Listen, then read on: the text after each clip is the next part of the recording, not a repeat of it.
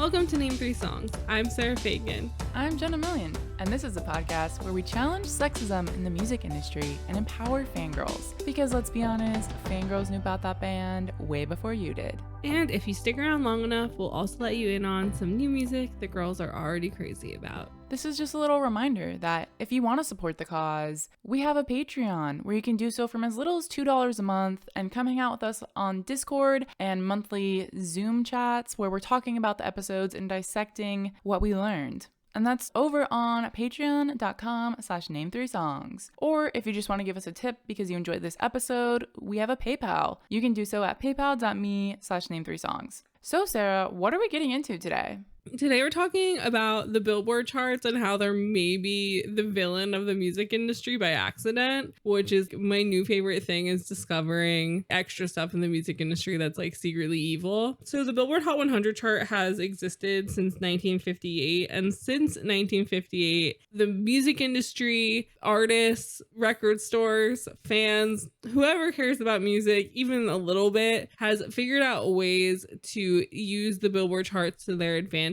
Whether that is a record store clerk lying about how many albums were sold, or the record industry working with the radio and paying radio DJs to play certain songs more in order to get their artists up at the top of the charts. There have been so many secret passageways created to the top of the Billboard charts that I'm honestly shocked that they even still exist. But as we learned today, they have changed the rules countless times. They've done so many things to try and mitigate the ways that these people in the industry have figured out how to use the charts to their advantage and to take advantage of the charts. But it still hasn't really worked. And the reason why we're talking about this today is because finally fangirls have figured out how the charts work. And now they're using the charts to be like, hey, pay fucking attention to this artist that I love because everybody else is. So why aren't you? And so that's why we're able to talk about this today, because fangirls have figured it out and they're really owning the system, and they're making, again, America kind of look back at itself and be kind of like, oh, we really just like people who look like us. And so that's really the guts of this conversation today. Is there's a lot of racism going on, a lot of misogyny going on, and we're gonna unpack it all for y'all. That's right, folks. We have the BTS ARMY to thank for bringing this conversation to us today, because ARMY has brought out all these discrepancies within the music industry with their massive power. So we're gonna unpack that. We're gonna get into some of the history. We're also gonna look at other artists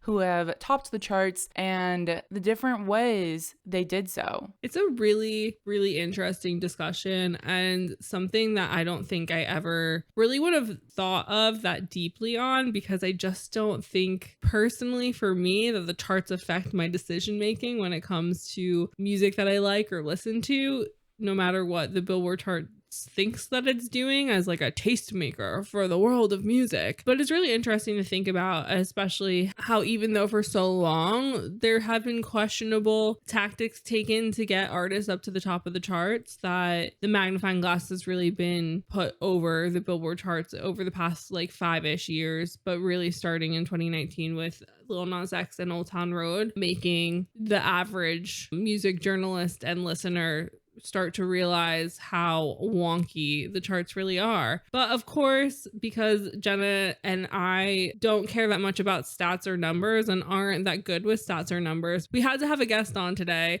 to be our guide through the numbers, through the information. So Jenna, would you like to introduce everybody to our guest today? Yeah, today we are talking to Bryan Rolli, a music journalist whose work has appeared in Billboard, Forbes, Spin, Ultimate Classic Rock, and more. He's also a musician who plays guitar in the Austin rock band Transit Method and is working on a solo EP. I also have the pleasure of knowing Bryan since our college days, when he was my music editor at our college magazine.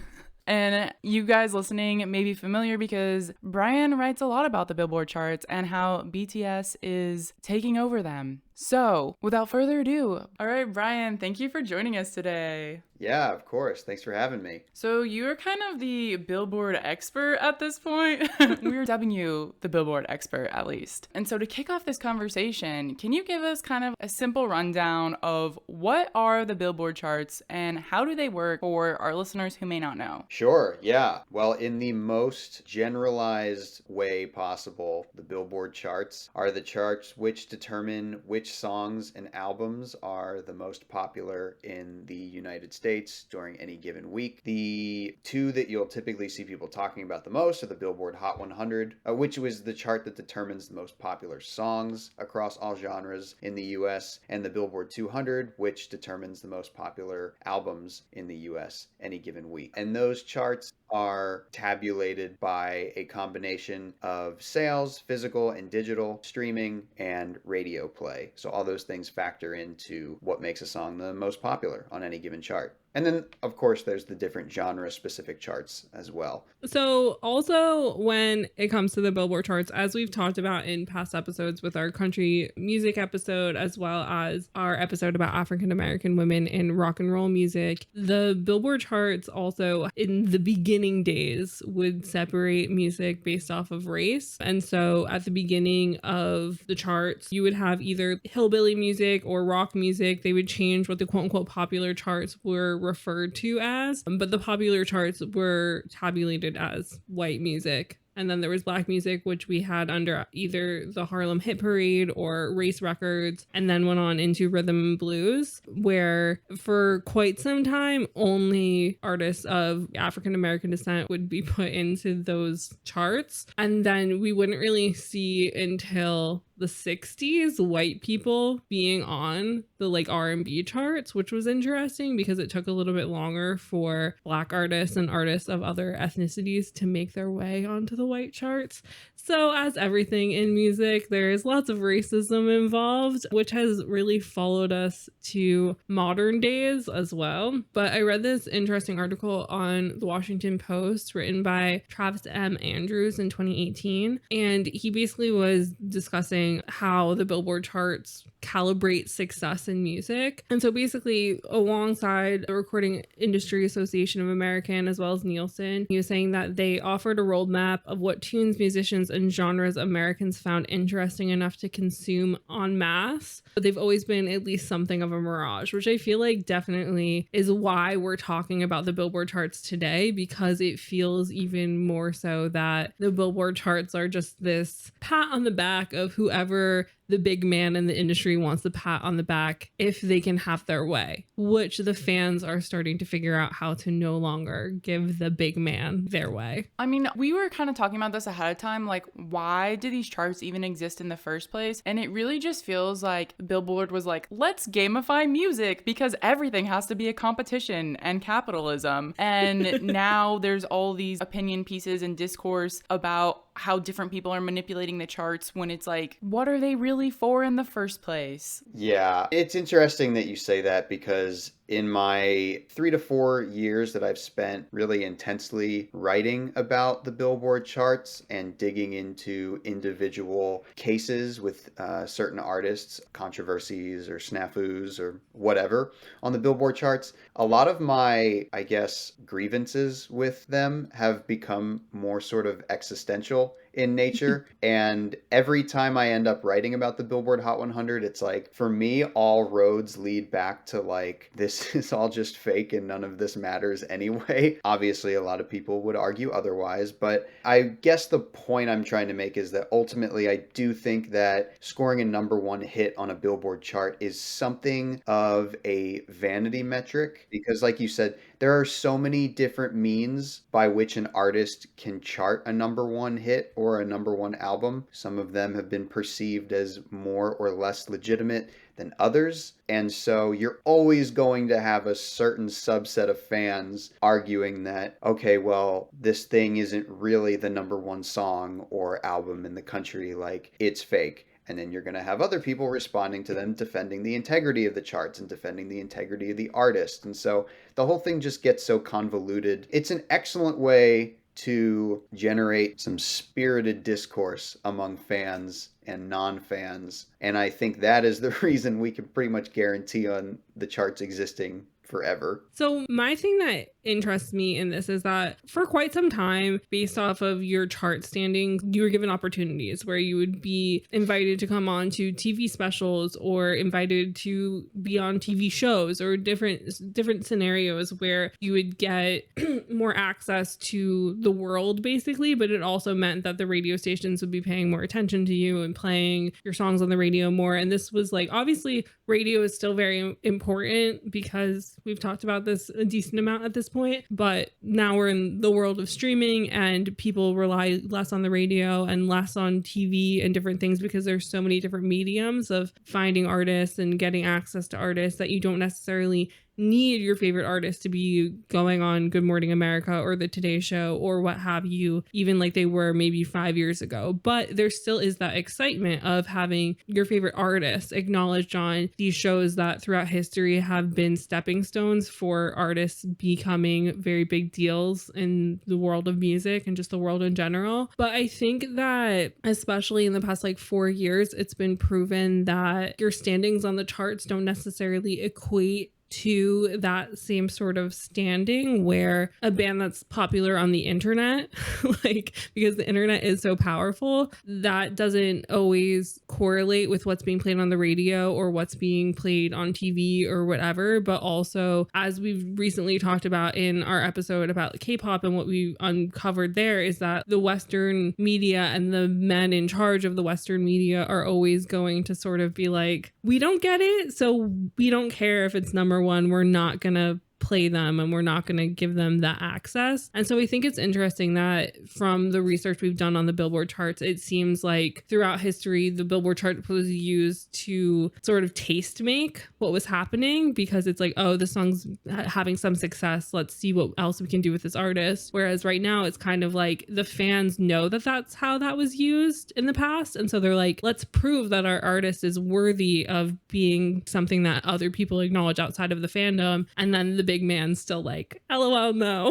And it's just infuriating. Yeah, I think a lot of the friction and tension with the conversation around the Billboard charts right now is because on one hand, there's a lot of music fans who acknowledge that the Billboard charts are somewhat suspect and the results every week are all kind of relative. But on the other hand, those old school more like linear paths to success and like the old school publicity machine is very much still intact. And so there are a lot of artists right now who 20, 30, 40 years ago would have been pretty much othered off of the charts or shut out of them entirely. Those artists are now making headway on the charts, and because those old school publicity machinations still exist, fans have to play that game to a certain degree in order to help those artists stay on the charts. But at the same time, there's a lot of people who also want to completely break free of that old way of thinking, that old means of achieving success, the old definition of success altogether. And so we're kind of in like what may prove to be a transitional period. I have no idea where the future of the charts are headed from this point forward, but it certainly seems like there's a big, I guess, reckoning going on with the way that we regard the Billboard charts, to say the least. I mean, it seems like, as you said, fans are, using the charts in one way. Critics and industry professionals are using the charts in a different way, and everyone's mad about something. And the Billboard charts keep adjusting how the rankings are taken into account. And, part of that is because of the change of things like streaming and iTunes and all of this. And then the other part of that is them realizing that the record labels were inflating the numbers in a certain way. And so then they changed the rules. And so this actually goes back in history to 1995, which was the first year that there ever was a number one debut on the Hot 100, and that was Michael Jackson's You Are Not Alone. So I'm going to give us a little bit of information from this really wonderful article in Billboard by Andrew Unterberger in 2020, which is basically looking at the history of these number one debuts and why there were so many, particularly in the year 2020. So even though the charts existed since 1958, it took until 1995 to have a number one debut, and that was because at the time, the rule was that you had to have a physical single in order for it to be on the Hot 100. And so Michael Jackson can put out his song and it can be on the radio for weeks before they release a physical single. But it's not until that physical single was released that it was allowed to chart. Okay, so this is just the first way that the record labels figured out how to quote unquote game the system or manipulate the system in their favor. And then we go on to see this happening in the early 2000s with American Idol winners who were the only ones to debut at number one, which I think is really funny. Just goes to show a very specific moment in time where American Idol was so important that when those winners put out their first single, it immediately drove everyone to buy those singles and drove it up the charts. Also, in that Washington Post article that I had mentioned earlier, Travis Andrews was saying how the charts focused on a frozen moment in time and not one that necessarily was lasting in cultural impact. And so he was saying how in the year 1972, some of those popular singles on the Billboard charts were Gilbert O'Sullivan's Alone Again and Roberta Flack's First Time I Ever Saw Your Face. But the song from 1972 that most people remember are Don McLean's American Pie. And so I feel like that says a lot because I feel like there are songs that have such a big cultural impact, whether that be from finding other life in TV shows or movie scores, or right now going viral on TikTok or on other social media apps where songs might not necessarily get the listens in like the expected way of the Billboard charts. Like another example would also be like how popular the Twilight soundtrack was, but none of those songs necessarily charted really high. Like songs will have really big cultural impacts and they wouldn't have charted in that year or even necessarily been from the year that the cultural impact is happening, and that cultural impact is not seen on the chart. And so I think that how we correlate chart success, especially number one chart success, is so different from what actually matters in the grand scheme of things. But again, as we were saying in the beginning, it's kind of just like all musicians are kind of narcissists in a way because everybody wants that number one. Everybody wants to say that they were number one, that they charted, that they won something. But it's really just like the participation trophies that they got along the way that they're trying to sort of really push. When I think that in the long run, if I was a musician, I'd rather have the cultural impact than the participation trophy of a Billboard number one single. Yeah, that's a great point. There are a couple examples of that always strike me as interesting, especially because, like I mentioned earlier, there's the Hot 100 chart and then there's a variety of different genres, specific singles charts. And a lot of times, some of the biggest rock songs in history, those either didn't even chart on the Hot 100 or did not perform particularly well in the Hot 100 because they were rock chart hits. So I think of like some of the biggest, most culturally enduring songs in history. Journey's Don't Stop Believin', Queen's Bohemian Rhapsody, Nirvana's Smells Like Teen Spirit, The Freaking Killers, Mr. Brightside. None of those songs came anywhere near number one on the Billboard Hot 100. Maybe Bohemian Rhapsody peaked at like number two, but that was like because it was featured in Wayne's World and got re-released in the 90s and had like a second wind. But like, none of those songs are number one hits. They're still some of the best performing songs of all time. They're going to be played in every club and at every open mic night, like till the end of time. Yeah, like what I'm hearing from both of you is basically that until very recently, the general music public didn't really know or care about the Billboard charts because there were certain songs that were going to be popular regardless of the charts, and there might be certain songs that reflected the popularity on the charts.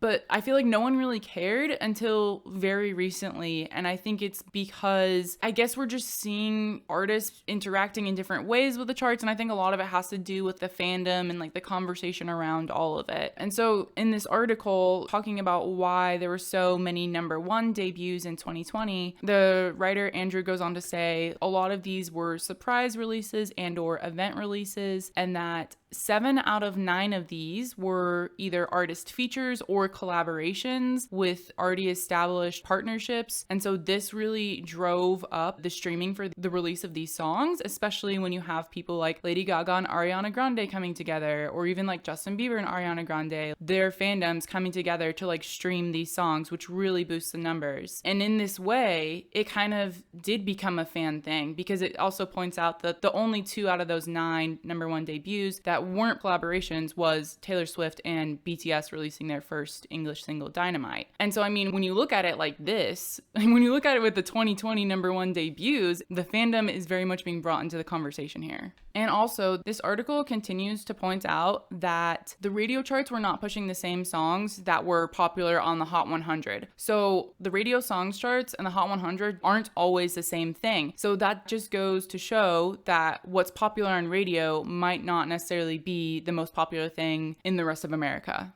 Well, I think that the issue always has been with radio is that there's a lot of incentive for radio stations to play certain artists because they are kind of in the pockets of certain labels or certain people at labels and those situations. And I mean, like, if you go from never listening to the radio to the radio being the only thing you can have on, it's still the situation where every 10 songs you're going to start hearing a repeat. I mean, I was texting Jenna this earlier, but like when I was a kid, we used to listen to Radio Disney all the time. And I would be that little kid like calling because I'd be like, I want to hear my favorite song on the radio. The amount of times that I called that radio station for them to play Dancing on the Ceiling by 18s and that they'd say, yes, of course, we're going to play Dancing on the Ceiling by 18s, and they never fucking played it. And I was just like, what do you mean? It's the biggest song.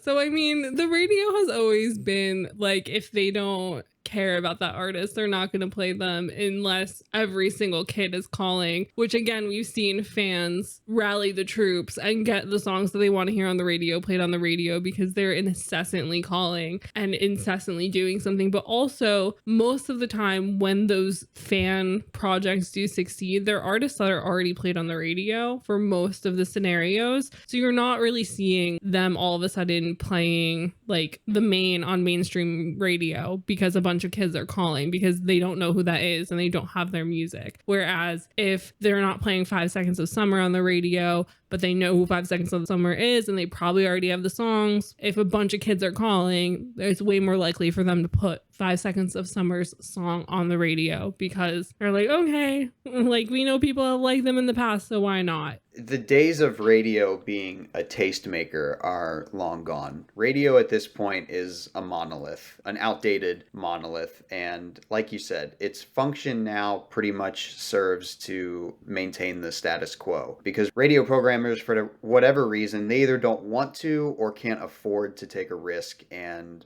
I mean, so much of the agency of like actual DJs, like that's not like really a thing that exists anymore. Like a DJ's not gonna stroll into the studio and be like, what's up, listeners? Let me turn you on to this sick new track. Like, that doesn't happen anymore. And yeah, like you mentioned, unfortunately, even though the days of payola were ostensibly done away with decades ago, there were reports in Rolling Stone as recently as 2019 to suggest that labels are still paying stations thousands of dollars and offering them tons of incentives to play their artists. So clearly it is a game that can still be rigged. Even though, you know, as much as we say like, oh, radio's declining, they still have enough power that they are huge gatekeepers in this industry. No, absolutely. I mean, like, I would say that ties back into what I said before about like the friction between the old and the new ways of doing things. A lot of younger music fans now would probably just take for granted the fact that like radio is not as relevant as it used to be.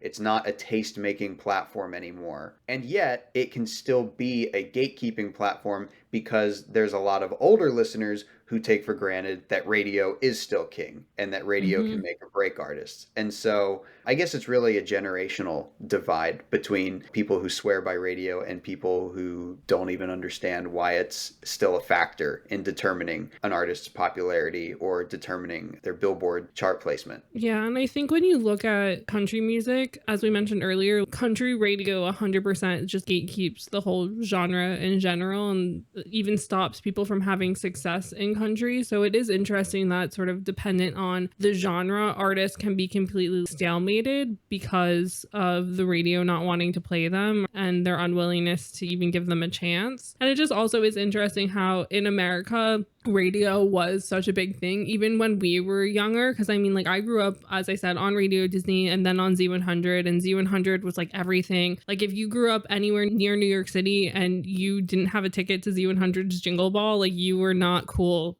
during the month of December in school. And it's also interesting, coming from having lived in England for some time, how relevant radio is actually to England, and how there's channels for every county, and how they have different up and coming radio stations, and that BBC Radio 1 is played in like every house, and those DJs are like proper famous people, get invited on chat shows and all that sort of stuff. Whereas like people probably know who Elvis Duran is from the Z Morning Zoo, but like I don't think any person would follow him on Instagram or care about his life like they do with like Greg James or Nick Grimshaw or Annie Mac or these people from British radio. So it is just interesting, two Western countries, very different viewpoints on how important radio play is and all that. But obviously that's a different discussion.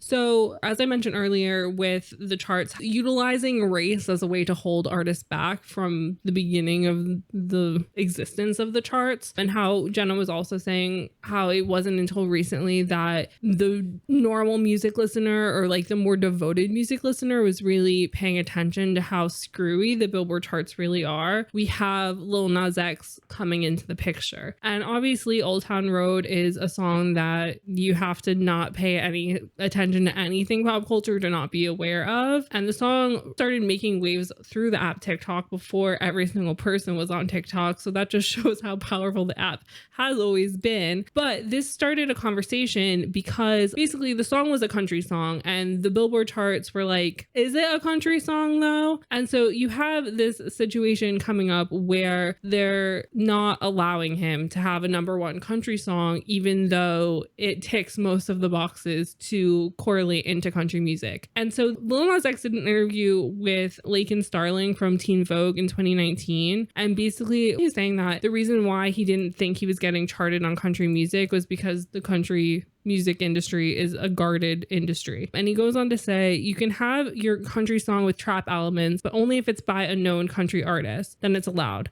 A black guy who raps comes along and he's on top of the country charts, and it's like, what the fuck? The controversy definitely played a part, but it didn't overpower the point where the Billboard situation was bigger than the song. And so I think that he has a really good point, because you have acts like Florida Georgia Line that definitely toe the line as to what country music is, but they're still allowed on country radio, on the country charts. And so it's really interesting in that degree. But while Lil Nas X is saying that the Billboard situation wasn't bigger than the song, and it definitely wasn't, I think that it 100% magnified the idea that the Billboard charts are definitely a bit of a mess, because there were countless articles discussing how he got himself a country hit. And so there was this article for Rolling Stone by Elias Light also in 2019. So while this was happening, and Billboard released a statement to Rolling Stone saying, upon further review, it was determined that Old Town Road by Lil Nas X does not currently merit inclusion on Billboard's country charts. When determining genres, a few factors are examined, but first and foremost is musical composition. While Old Town Road incorporates references to country and cowboy imagery, it does not embrace enough elements of today's country music to chart in its current version. And so then you have Billy Ray Cyrus riding in on his white savior horse to be like, this is a country song, and he adds a verse to the song,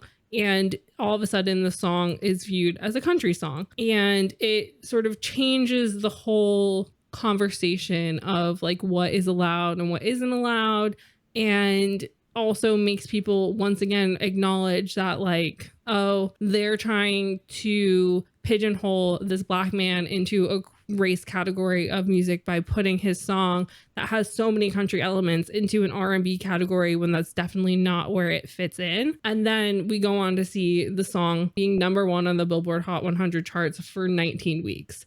And so this definitely, I think, changed the conversation about what the Billboard charts are and what their standings are, and if we should even take them seriously. You're totally right. I think the controversy over whether Old Town Road was a certified country song was definitely one of if not the first time, that I think casual music listeners actually started to pay attention to the minutia of the Billboard charts and like actually had a vested interest in like what songs were appearing on which charts and why. And I mean, yeah, I think we can all just like say outright that disqualification was obviously bullshit. That was a country song from the start. But I think that's something that we've only seen been amplified in the 2.25 years since Old Town Road first came out, is more casual music fans taking a more active interest in what is going on the charts and how they affect their favorite artists. So this whole like country chart versus hip hop chart is what started off the conversation around Lil Nas X. But I think because of that, it kind of really propelled the track to being number one on the Billboard Hot 100 and staying there for so long because people were suddenly so interested in what the conversation was around this. But he holds the title for the longest track at number one, which was 19 weeks. So I did just want to bring attention to some of the marketing tactics that also came into play to keep this going for so long, because we're going to get into BTS in a minute, and BTS, among other artists, have been criticized for their marketing tactics, which has allowed them to get a number one. And these marketing tactics, as we mentioned, have been happening since the beginning of time, when they realized that they could release the physical singles after the song was actually out, a la Michael Jackson in 1995. But with Lil Nas X, first off, we see the remix featuring Billy Ray Cyrus. Then the song enters the top 20 of the radio charts,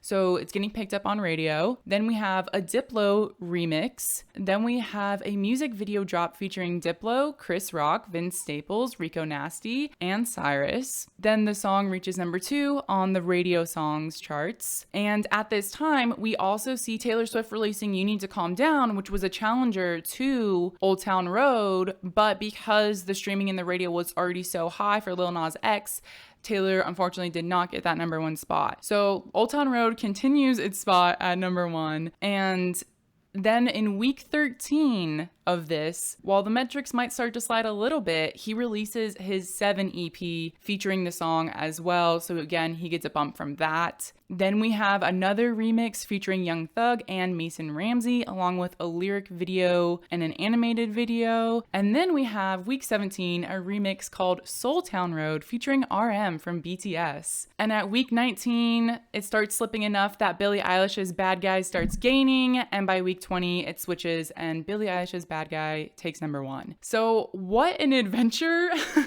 of 19 weeks it was, but just goes to show all of the marketing tactics from Lil Nas X and his team that go into keeping that longevity of the song up there. It kind of became a running joke by the end of it to just see like, who else can we get on this track by now?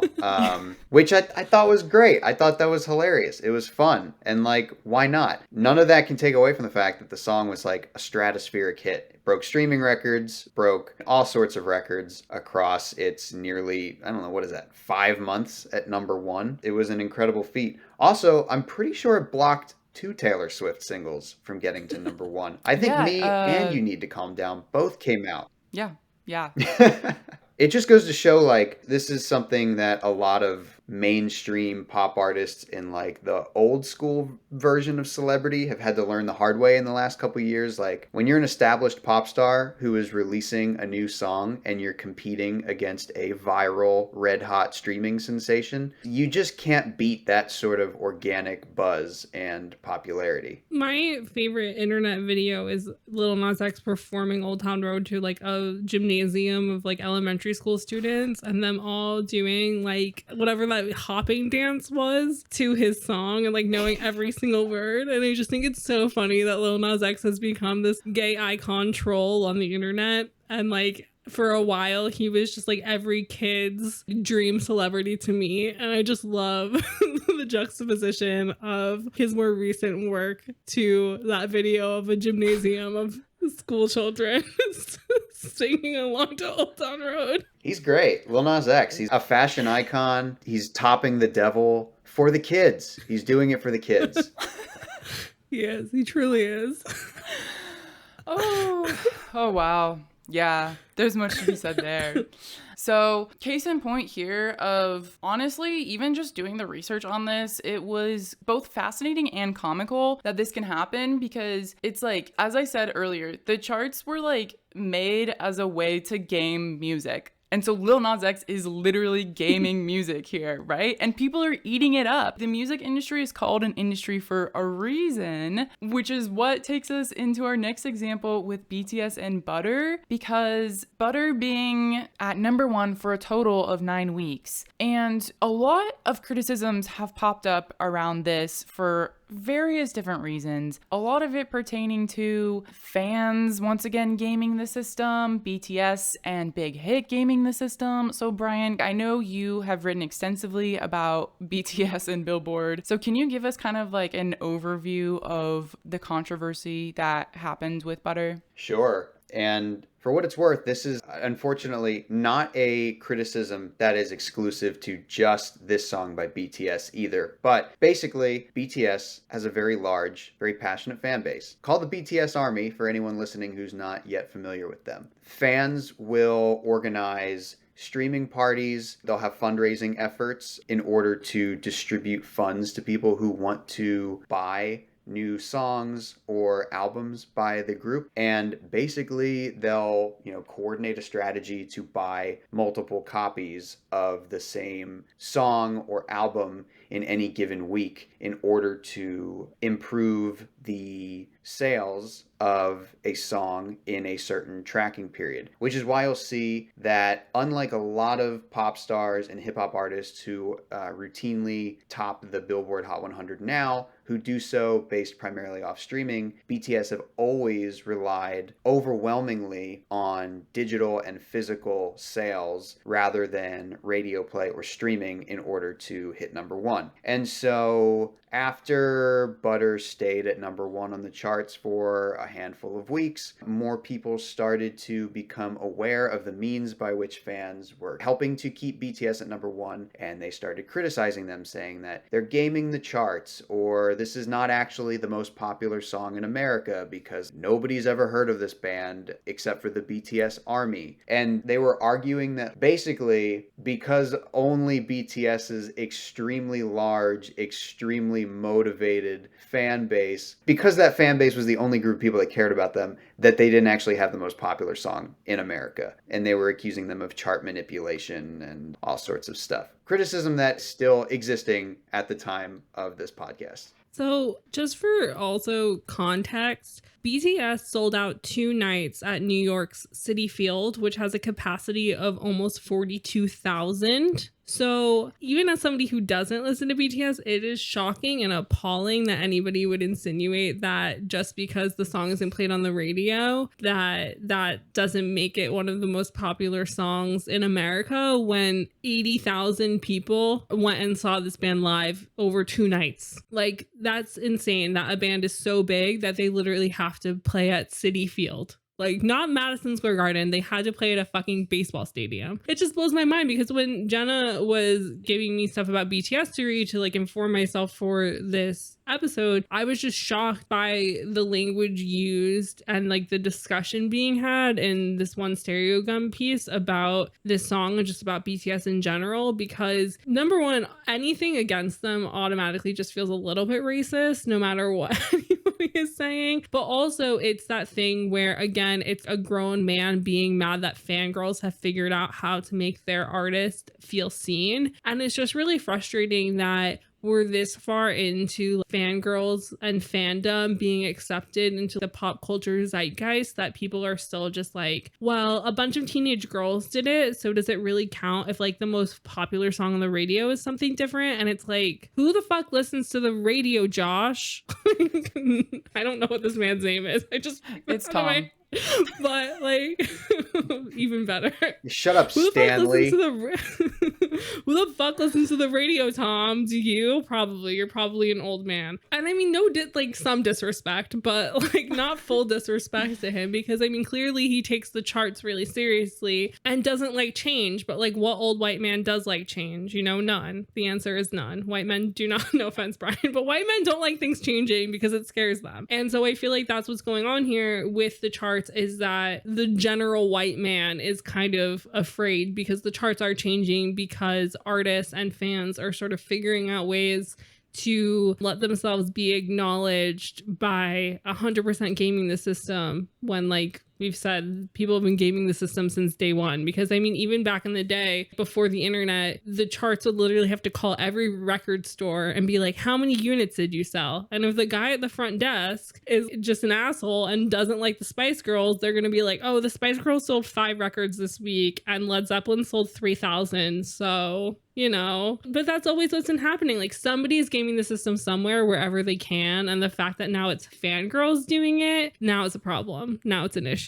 Yeah, that's spot on. And you're right. The thing that, well, there's a number of things that I think are problematic about the assertion that BTS's popularity is not organic. On one hand, you've got the point that you raised, which is that BTS is arguably they're one of, if not the biggest touring group in the world. The tickets to their Map of the Soul tour, which were postponed because of COVID and have yet to be rescheduled, but that stadium tour, which had like 16 dates in the US, was on track to selling out months before it actually kicked off. I mean, with the exception of Taylor Swift on the Reputation tour, like, there are probably no pop artists I can think of that are routinely touring and packing stadiums. Justin Bieber, Ariana Grande, Drake, The Weeknd, none of these artists are playing stadiums. I mean, BTS's touring numbers are on par with like the Rolling Stones and Metallica, legacy classic rock bands, which continue to be some of the biggest touring draws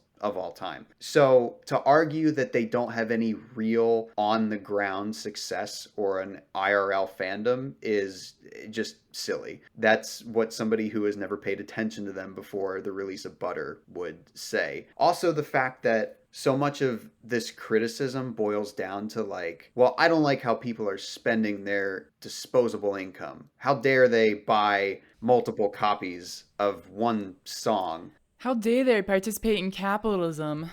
Right, exactly. As if artists haven't been bundling sweatpants and lollipops and condoms with their singles for years now, and capitalizing on those bundles to rocket up the Hot 100 before Billboard stopped counting those bundles last year. And let it be known, BTS never had to bundle their music with merchandise or concert tickets because fans were passionate enough to independently buy their music and their merchandise and their concert tickets. So, okay, this is something also that is very specific to K-pop that American music industry has not caught on to, is that for every K-pop artist, it is super common to buy these album packages because you get so many cool things with it. Like, they've literally figured out how to sell physical units of CDs, and for some reason, American artists, with the exception of Taylor Swift, is still struggling to figure out how to do this. I don't understand how nobody's learned from K-pop yet. So there is this discrepancy between the actual like physical album sales between American artists and K-pop artists in general. And I think, you know, because this is the first time we're seeing a K-pop artist on the Billboard charts, it's really drawing attention to that factor of these fans are participating in capitalism in a way that we don't see, in numbers that we don't see with our other artists. And so it's almost highlighting flaws within the system, but like BTS is not the problem. The problem is how the system was set up. They're just highlighting that. Yeah, absolutely. I mean, and again, for me, I keep circling back to the idea that like a number one hit is ultimately like kind of meaningless. Like, it's a vanity metric that, yes, it does afford certain artists more opportunities. It gets them more exposure and it generates more headlines, which in this click economy is probably the most valuable currency that you can have as a musician. But ultimately, it's like you said, Sarah, these are like participation trophies that artists want to rack up. That said, they do still exist, and those like bragging rights and bona fides are still important. And yeah, fans have figured out a way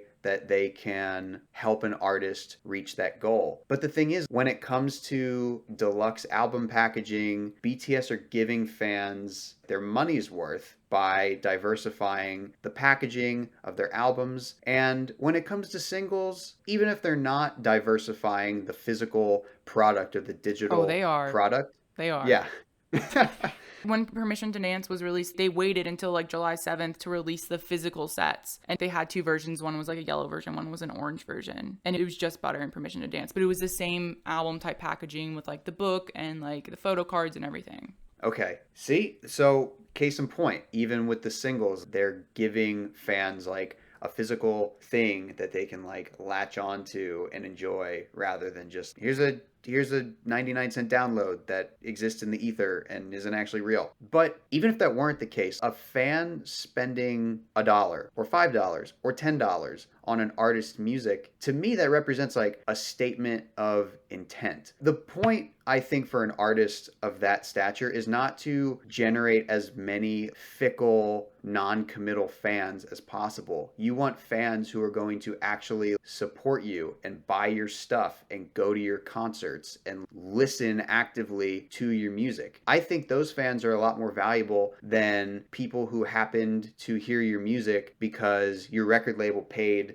to slap it on 10 million Spotify playlists so you could put it on loop at your next kickback. I think the other thing that really stands out to me with BTS's fans doing this is like what we were speaking about at the start of this episode about how for a long time, if you did chart high, it meant success outside of the people who already are interested in your music. But I think that America's sort of questioning of BTS has also caused fans to realize that while it is exciting for BTS to be spoken about because they're charting so high and all that sort of stuff, it like still is proving to them that the American public is like not ready to allow somebody who doesn't look like what they think they're supposed to look like into the fold and isn't giving them that same airtime, isn't giving them that same access, isn't giving them all of that stuff. Like they'll throw them on a bill, but like they'll be thrown on at the end of the Grammys so people stay the whole time, or they'll be like thrown on and given a 5-minute interview instead of a 10-minute interview like a normal artist would be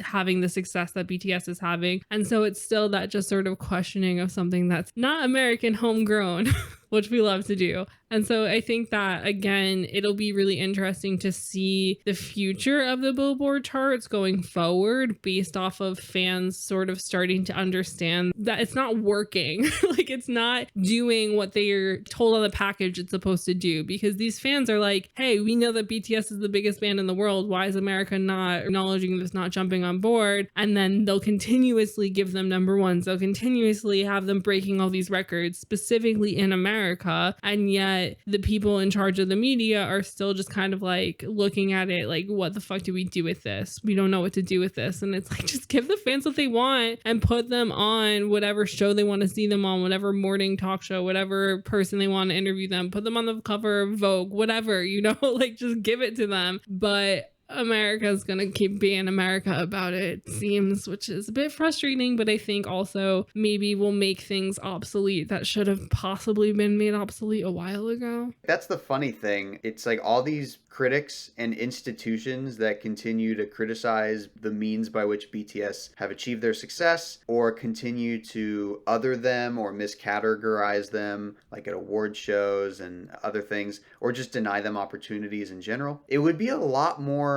lucrative for them to stop digging in their heels and just acknowledge that they're really successful and give them these opportunities, because their fans have clearly proven that they will support with their money and their time. They will support endeavors that are giving them thorough and thoughtful coverage and attention. So it really benefits nobody to continue to pretend that they don't exist or that they're not as successful as they are. Yeah, I think both of you made this point a minute ago that ARMY is probably one of the most engaged fan bases in the world right now, not even speaking numbers wise, just because of, Brian, what you said about buying physical albums and buying concert tickets. In a capitalist system, that is way more valuable than than the song being number one on radio. And the other thing, Brian, that you've pointed out in several of your articles that you've written is that BTS built this fan base over time with care. This stuff doesn't happen overnight. They've been at it since 2013, and it was a slow build to now, and that's something that you can't fake. You can't do it overnight. And so like the fact that they do have such a strong fan base and they have such a strong connection with their fan base, like that should be an example for lots of other artists and lots of other music industry entities who are wanting to do something like that with their own artists. And I think also I've seen from myself tweeting about like the Billboard charts and BTS, a lot of ARMY have been tweeting me and replying saying that before they were like an ARMY, they didn't really pay attention to the charts at all, as most people, like we've said in this episode. But because of them discovering BTS, they realized how messed up the system was. And so at this point, it's basically like a political stance for ARMY to do this, to say like, we have the power to do this. We're in control. You don't matter. We do.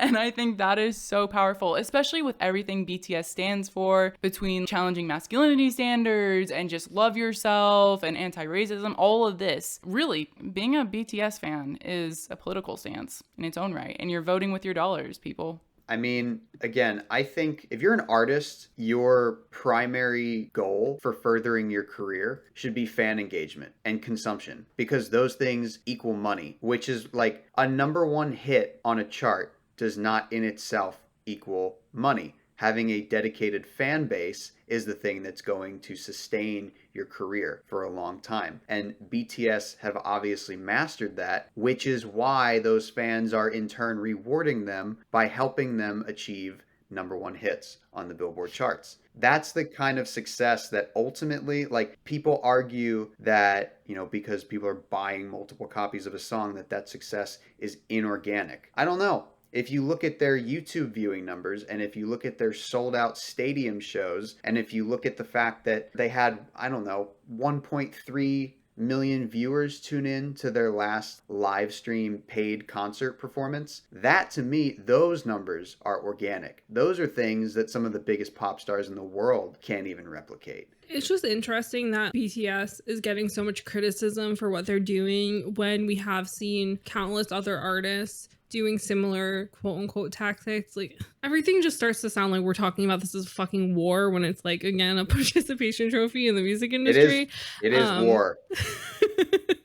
Pop culture warfare. But we've seen this countless times where we have like Taylor Swift dropping music out of nowhere. We had Harry Styles with Watermelon Sugar dropping his ridiculous vinyl albums that people didn't get for ages afterwards for the single in particular, and the ugliest merch I've ever seen in my whole life. You have countless artists and like Travis Scott and so even Drake, like so many people do all these different moves and options for singles and all this different stuff in order to have that like coveted Billboard number one single spot. And so just the fact that BTS is the band that gets so much criticism for this doesn't sit right with me, obviously doesn't sit right with their fans. And I'm like, I just can't.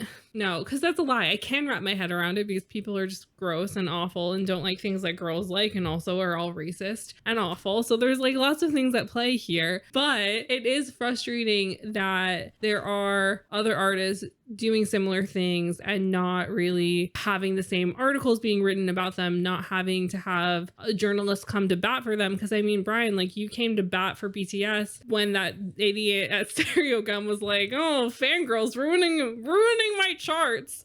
And it's like, why is no poor journalist having to be like, Justin Bieber didn't mean it. He didn't mean to make those dumb TikToks about Yummy. It's fine. Like, you know what I mean? Like, it's just crazy. Yeah. I mean, Harry Styles is a pristine example. Like, when Harry Styles scores a number one hit, nobody is going out of their way to say like, well, that's an inorganic number one hit, folks. He's not actually the most popular artist in America. Because everybody takes for granted that, yeah, of course Harry Styles would be the most popular artist in America. Why?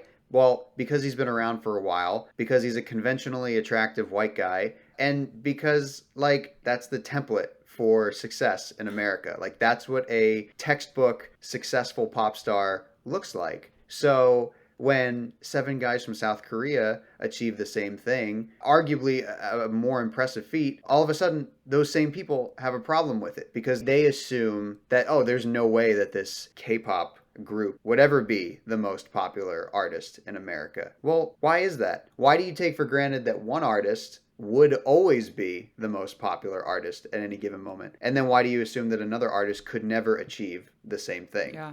Much to think about here. Racism. Misogyny.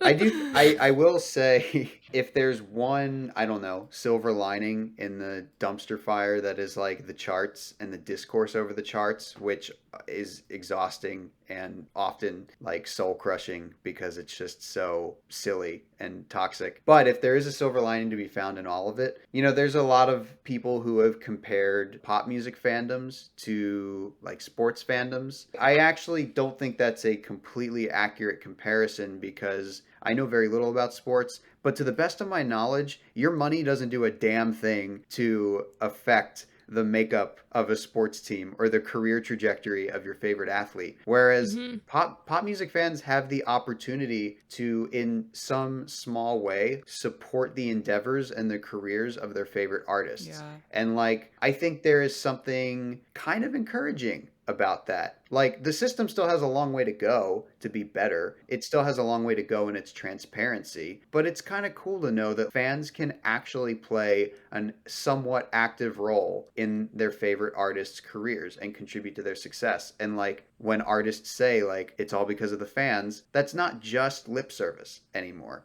So yeah, I think this was a good place to wrap up this conversation because I think, as we've all stated in this episode, we're curious to see how the future unfolds for the Billboard charts and whether or not this is like a reactionary period that's gonna cause some changes one way or another. So Bryan, I want to give a big thank you for joining us today and sharing all of your knowledge on both Billboard and BTS. Thanks for having me. And if any of our listeners want to read what Bryan has written, we will have all of the links, including Twitter, in the description below to go find him and his great words on the internet.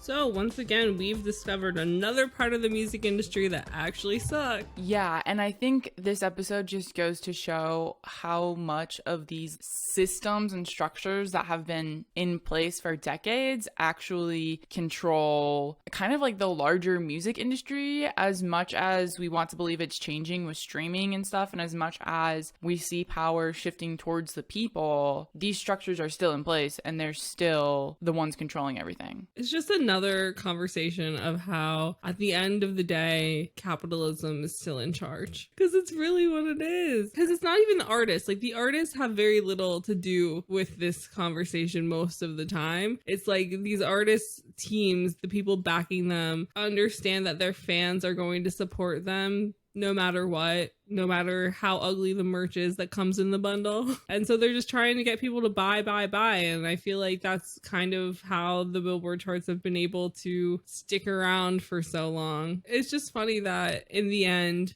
it always comes back to the music industry is a business and money comes first. And that's all it really is about. Is it's like fans for so long have just been like, oh, the charts show who's the most popular person in America, so I'm gonna get my fave up the charts. And the music industry is like, hey, yes you will, my pretties. I don't understand why people at the top of the music industry care so much when, at the end of the day, as I said earlier, someone like BTS being successful is good for music overall. So I don't understand, why are people making an issue when like it doesn't need to be an issue, other than they're racist and misogynist. That aside. Well, I think also just like from the record label perspective, it's probably kind of like year-end returns and like all of that other dumb stuff that you have to do in like quarterly meetings at work, where it's like, look how many of my artists have gotten a #1, like look how good my team's doing in the promotion and marketing department, you know. Imagine a world where the most important thing is human interaction, authenticity, and like community value, and #1s don't mean shit. Imagine. BTS would still be winning in that category, but we're talking about winning aside. Like, imagine if like record labels and music industry people, their focus was on building like genuine and authentic community engagement and relationships between the artists and their fans, and not just selling, not just the bottom line number. I think that in theory sounds great. Yeah. And I think that like at this point in time, especially with the internet, and as we talked about, songs going viral on TikTok and people's interest sort of verging away from like the quintessential top of the charts music and finding new sounds, and how genres aren't really existing as strongly anymore. I think that there's definitely space for that to happen, but I do think that like for some time, yes, as we discussed in this episode, the charts have been cheated for ages. But it seems like for some time they did work in a way of how you got your favorite artist to get on TV, or how you got people noticed and stuff. So I think it's just that in the internet age, things like this start to become obsolete and start to become unnecessary, and just add another way to critique artists that you don't understand, and also in some ways validate artists that are critiqued all the time, like Justin Bieber or One Direction or Taylor Swift or Ariana Grande, like these artists who have similar fan bases to BTS but have that, you know, all-American look to them. And so they're judged still. Like, you're still going to read shitty interviews with them, and you're still going to read dumb articles with them, and they're still getting critiqued constantly, but their charting positions never really get questioned. And so it's that like weird thing where it feels like some people in the industry just would outright disrespect Taylor Swift at every possible chance they could if the Billboard charts did not exist, telling them that you should respect this woman because look at how successful she is. You know what I mean? Yeah. I do know what you mean. Like, Taylor can point to the charts and be like, you can say what you want, but I'm one of the most successful artists out there. Yeah, it's another double-edged sword in the music industry. If you take it away, it can fuck over a bunch of people, but also if you keep it, it can continue fucking over a bunch of people in different ways, because it just gives another way for somebody to like judge someone like BTS. Because this is the thing, is it's like when you look at the music industry, as we've said in lots of episodes, it's a lot of cishet white men, even when it comes to journalism and the people writing about it. And so I think that a lot of these men don't necessarily want to acknowledge their internalized racism and their internalized misogyny and all of these sorts of things that make men uncomfortable to acknowledge. And so then they're like, oh, well, I guess I'm used to seeing black people on the charts, but Asian people that girls like? Oh no, what's this about? And I mean, like, that's candor, but like that's what it feels like when we're seeing these men write these really not nice articles about BTS charting. It's like, what, you just picked a new race to hate? Like, what's going on here? So, I mean, for you guys, what are your thoughts on this? Do you think that it really does all just boil down to people being upset about not white people charting, to people being upset that young girls have found artists that they like and will support them and just throw their money at them so that the world has to acknowledge their success? Or do you think it's something else? Do you think there's something else going on here? We would love to hear your thoughts, because I think that Jenna will be researching the Billboard charts until someday she stops caring about K-pop, which I don't see happening at any time. So yeah, come slide in our DMs over at social media. We would love to talk more about this with you guys. And if you guys do want to hear more about K-pop, capitalism, and the American dream, we just did an episode with Stephanie Parker from the K-pop cast. You can find that in our podcast feed for more fun times in unlearning racism and misogyny. Yeah, and if you have any more thoughts on the garbage way that the US media has treated K-pop or any of the artists that we've talked about today, come slide in our DMs on Instagram or Twitter. We are at Name3Songs, or you can contact us personally. I'm at Sarah_Fagan, and Jenna is at Jenna_Million. So thanks for joining us this week on Name3Songs. Until next time, never let anyone make you feel bad about your favorite band. And remember, you're never too cool to listen to Lil Nas X or BTS. Don't forget to subscribe to be notified when new episodes come out, and leave us a 5-star review. They really help. If you want to find out more about any of the sources we referenced in this episode, you can visit name3songs.com.